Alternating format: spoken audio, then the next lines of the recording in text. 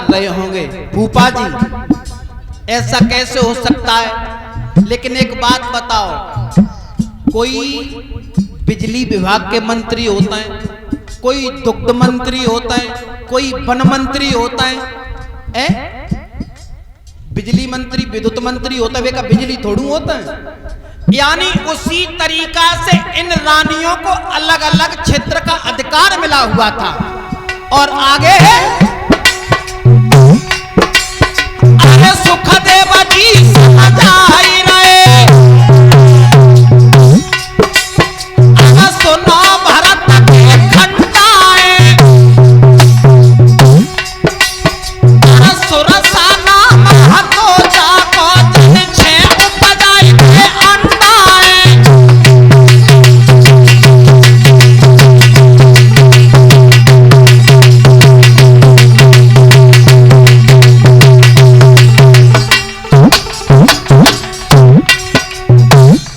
एक सुरसा नाम की रानी थी और सुरसा के परीक्षित महाराज 6 अंडा भये अंडा।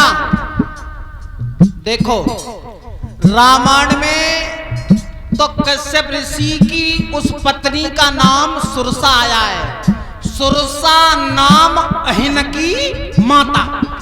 और इसी रानी का नाम महाभारत में सुरसा नहीं कद्रू आया है, सर्पों की मां कद्रू जी महाभारत में आया है। क्षमा करें महाराज, सामने की बात नहीं है हमारे। अब धीरे धीरे अंडा जो 6 पैदा हुए, अंडा फूटे महाराज। एक अंडा फूटा, उससे एक सर्प निकल करके आया, उस सर्प का नाम रखा गया ग्रंथिक। दूसरा अंडा फूटा, उस अंडे से सर्प निकल करके आया, उसका नाम रखा गया आग्रह।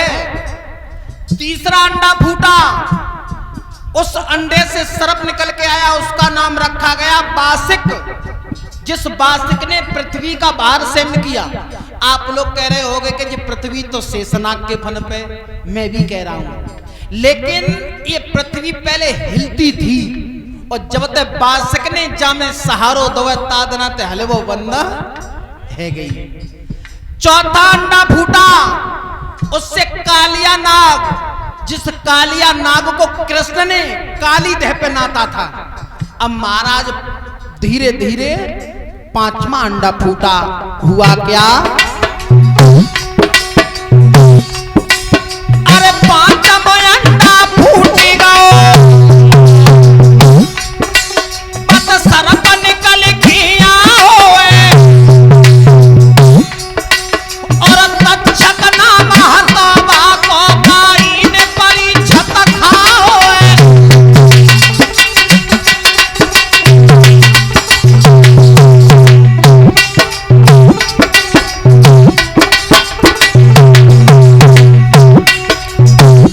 पांचवें अंडा से तक्षक निकल के आया और उसी तक्षक सर्प ने परीक्षित को डसा था।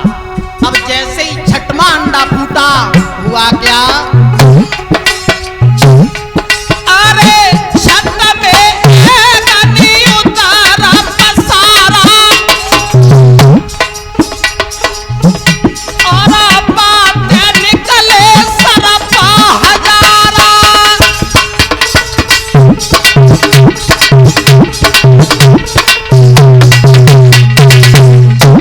जैसे ही 6वां अंडा फूटा, 6वें अंडा से हजारों हजार सर्प निकल गए। मेरे भगवत श्रोताओं, धीरे धीरे समय व्यतीत होता चला गया।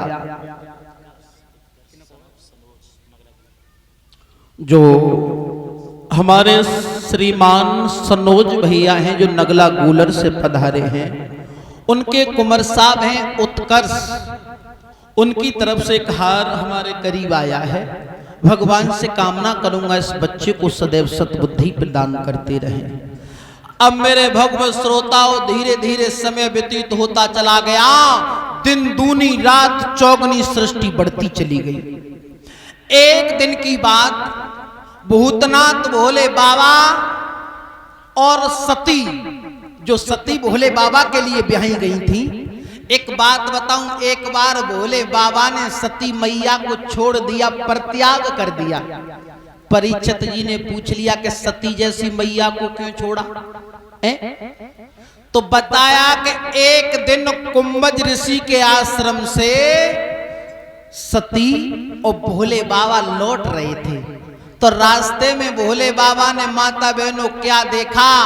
मर्यादा पुरुषोत्तम श्री राम, शेषावतारी लक्ष्मण, हाय सीते कहते कहते वन वन में घूम रहे थे। क्या कह रहे थे?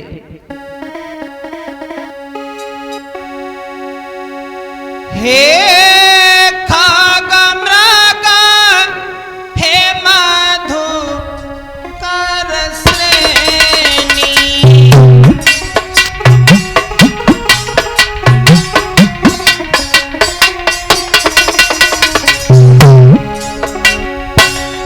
हे खगमृग हे मधुकर श्रेणी, तुम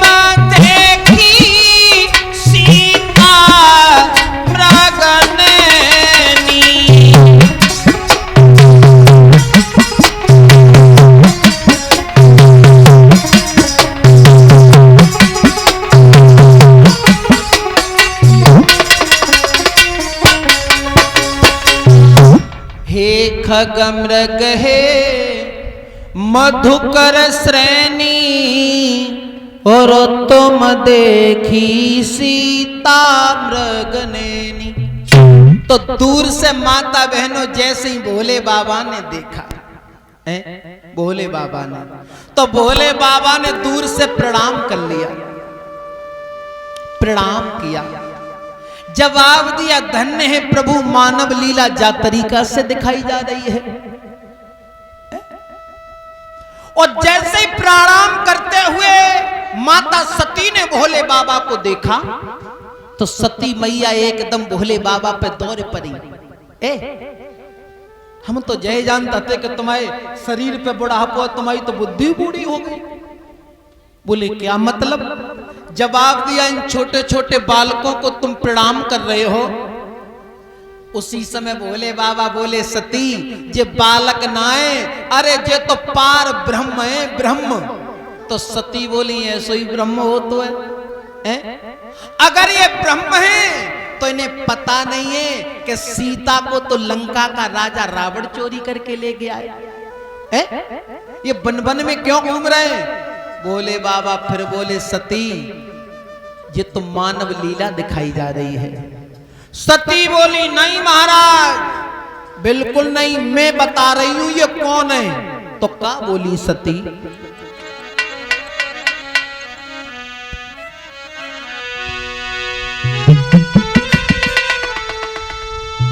अरे माता सती ने कही और बात सही ध्यान ममयोरा, और जय अपार ब्रह्म नाई रे डोले दशरथ के छोरा।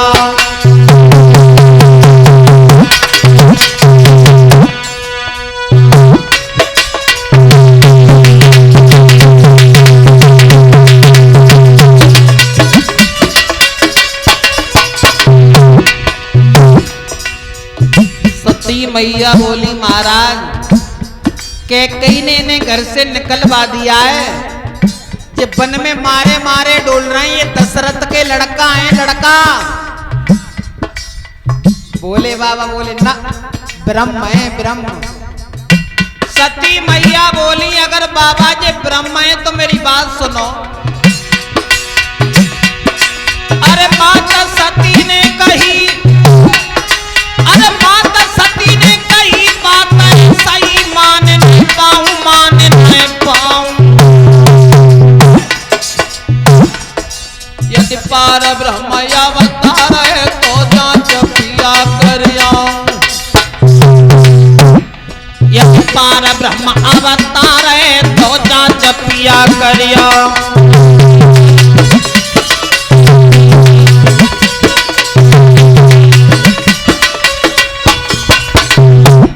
मेरे भगवत श्रोताओं, सती मैया बोली बाबा अगर ये ब्रह्म है तो मैं जाके परीक्षा करने के लिए जाऊंगी।